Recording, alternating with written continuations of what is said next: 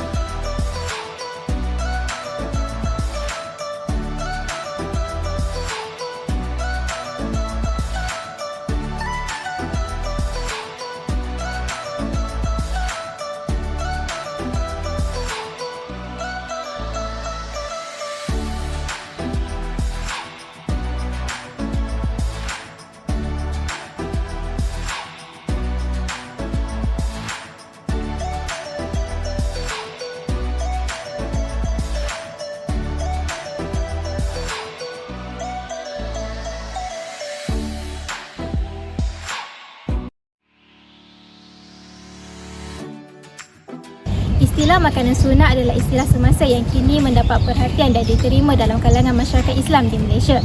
Namun begitu, maksud sebenar istilah ini masih mengundang pelbagai pandangan dan pendapat. Hal ini kerana tiada maksud yang jelas terhadap makanan sunnah apabila dirujuk dalam istilah bahasa Arab. Ada pendapat mengatakan bahawa makanan sunnah ini adalah makanan-makanan tertentu yang menjadi kebiasaan dan menjadi kegemaran baginda Rasulullah SAW. Menurut pendapat kedua pula, ada yang mengatakan bahawa makanan sunnah ini adalah makanan yang berasal di dalam Al-Quran dan Al-Hadis. Terdapat beberapa contoh makanan yang dikatakan adalah makanan sunnah seperti air zam-zam, kurma, anggur, madu dan sebagainya. Melihat dari segi contoh makanan sunnah tadi, dapat kita lihat bahawa makanan sunnah adalah makanan yang halal dan mempunyai banyak khasiat kepada seseorang.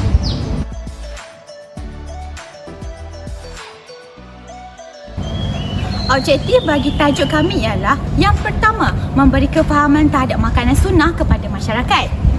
Yang kedua, menjelaskan kebaikan makanan sunnah dalam aspek sains dan perubatan. Yang ketiga, mengaplikasikan makanan sunnah dalam kehidupan seharian.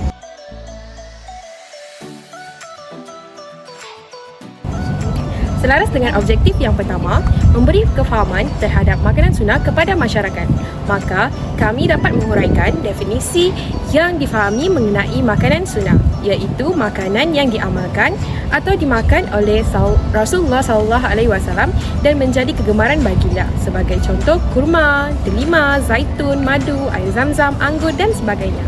Terima kasih. Objektif seterusnya menjelaskan kebaikan makanan sunnah dalam aspek sains dan perubatan. Maka kami dapat menjelaskan beberapa kebaikan makanan sunnah seperti buah kurma yang terbukti dapat bertindak meningkatkan kualiti dan kuantiti susu ibu.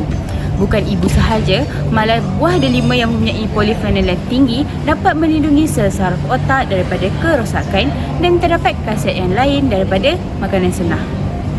Akhir sekali, objektif kami adalah mengaplikasikan makanan sunnah dalam kehidupan harian dengan dapat mempraktikkan bukan sahaja dalam bulan Ramadan, malah kehidupan sehari-harian. Kerana makanan sunnah terdapat banyak kebaikan yang terbukti dari segi saintifik dan perubatan yang tidak dapat disangkal lagi.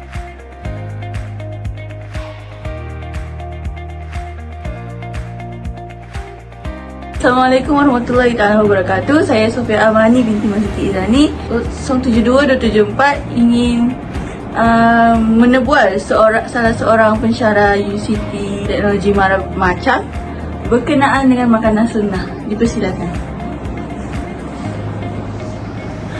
Okey, baik, perkenalkan diri. Nama saya Mazuki Izani bin Ismail.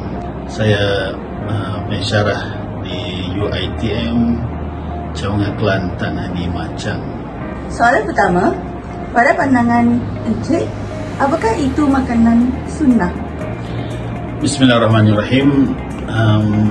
Sebelum itu kita kena tahu apa itu sunnah sebenarnya. Apa makna sunnah? Ta'rif sunnah.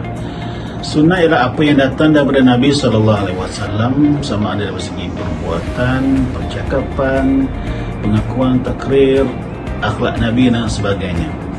Jadi apa yang dimakan oleh Nabi SAW itu juga dianggap sebagai sunnah. Makanan-makanan yang dimakan oleh Nabi seperti kurma, buah zaitun, buah tin dan sebagainya itu adalah dianggap sebagai sunnah. Adakah Cik Hashimah mengamalkan pengambilan makanan sunnah dalam kehidupan seharian? Alhamdulillah, saya masih mengamalkan makanan sunnah dalam kehidupan seharian, terutama pada bulan Ramadan ni lah. Lagi-lagi kita berbuka dengan kurma dan sebagainya. Kan makanan sunnah tu, doktor ada tahu tak khasiat makanan tu atau apa-apa? Contoh macam kalau yang kurma tu, dia ada kandungan fluorin yang dapat membantu meningkatkan kesihatan gigi, dan dia juga ada selenium yang dapat membantu mencegah pada pembentukan kanser. Dan satu lagi yang madu pula, dia ada antioksidan, juga membantu untuk mencegah daripada pembentukan kanser. So doktor boleh sentiasa sihat lah. InsyaAllah. Okey, terima kasih. Saya rasa yang tu je kot. Terima kasih doktor. Baik, sama-sama. Assalamualaikum, saya Nur Alia Saslina dan hari ini saya akan menunggu buat pelajar tingkatan 3 daripada MRSM Tumpat untuk menanyakan pandangannya mengenai pemakanan sunnah. Dan hari ini bersama saya adalah adik daripada MRSM Tumpat. Boleh adik perkenalkan diri? Nama saya Sarah Humaira. Okey. So hari ini saya akan berikan 3 soalan kepada adik. Soalan pertama, apakah yang adik tahu tentang makanan sunnah? Bagi saya, makanan sunnah ni makanan yang diamalkan oleh Rasulullah dan yang disebutkan dalam Al-Quran dan As-Sunnah. Soalan kedua, adakah adik mengamalkan makanan sunnah dalam kehidupan seharian? Ya, saya makan juga kadang-kadang. Kismis, kurma, biji selasih. Bagus. Okey, soalan terakhir. Apakah manfaat makanan sunnah yang adik tahu?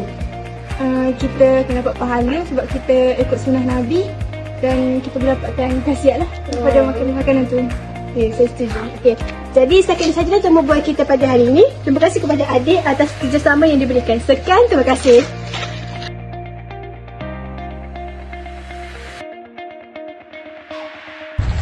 Assalamualaikum saudara. Waalaikumsalam. Boleh saya tanya beberapa soalan tentang makanan sunnah?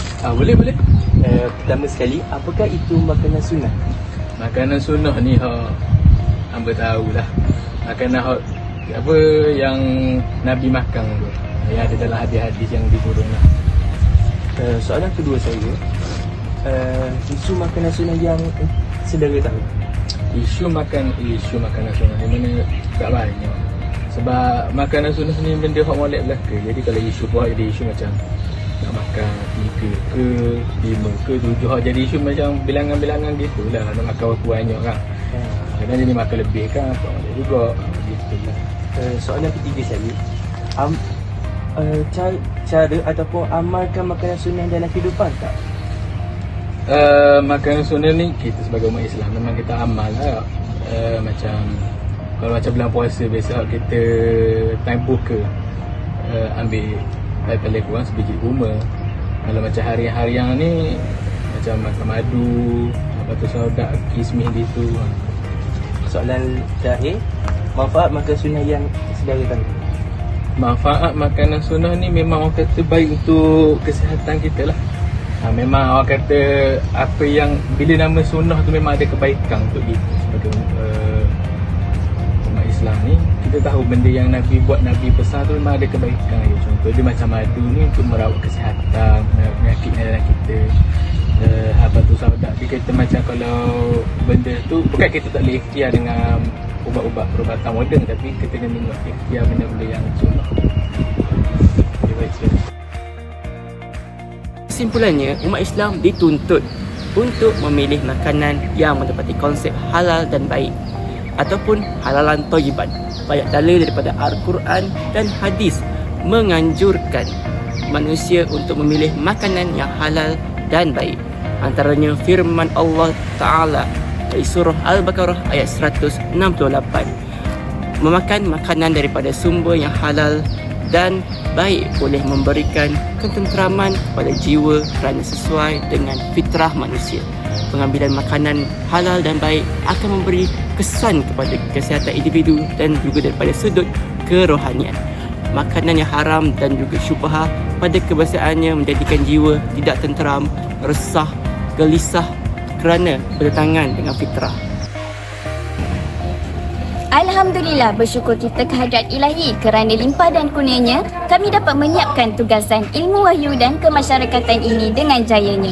Pertama sekali, kami ingin mengucapkan jutaan terima kasih kepada Dr. Nur Syahira binti Muhammad Nasir atas segala bimbingan dan tunjuk ajar yang diberikan kepada kami sepanjang kami menyiapkan tugasan ini.